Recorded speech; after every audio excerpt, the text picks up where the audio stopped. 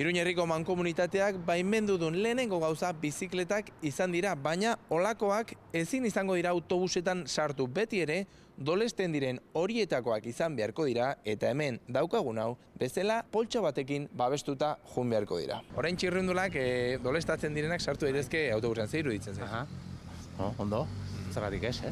Aukera ona izan daitekela behintzat hor sartu.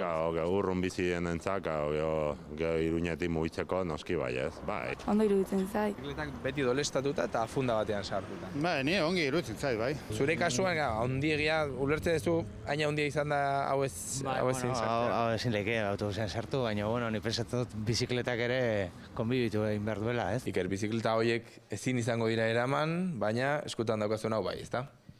Bai, noski, azkenen, bizikleta hauek tolesgarriak dira, eta ez dute behin tolestuta gero, ez dute horren beste okupatzen, da ez dute horren besteko enbarazua sortzen autobus barruan. Bizkanaka, tamaina galduz dijoala, ez da?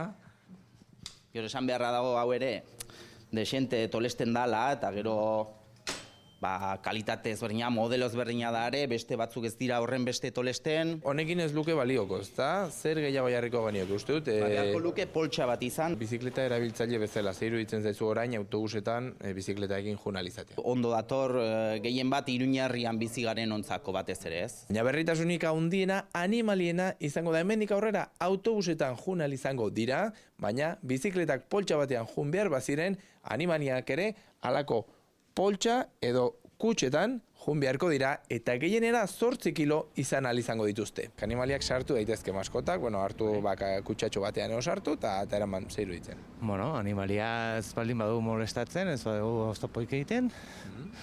Niregatik, pensatzen dut ondo da, hola, baita. Zeiru ditzen zaizu animaliak? Ongi, bai.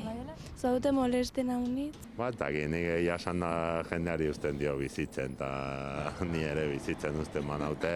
Kaiolan sartuta badaude, ez dut arazorik ikusten. Ez tokia badagoela guztiontzako, ez da autobusean? Bai, normalean izaten da, bai. Ikusten duzuen bezala orokorrean harrera ona izan da, orain hemendik aurrera ikusi beharko dugu nolako elkar bizitza duten animaliek, bizikletek eta pertsonek Iruñerriko autobusetan. Iruñatik Aitor Perez, Euskal Herria zuzenean.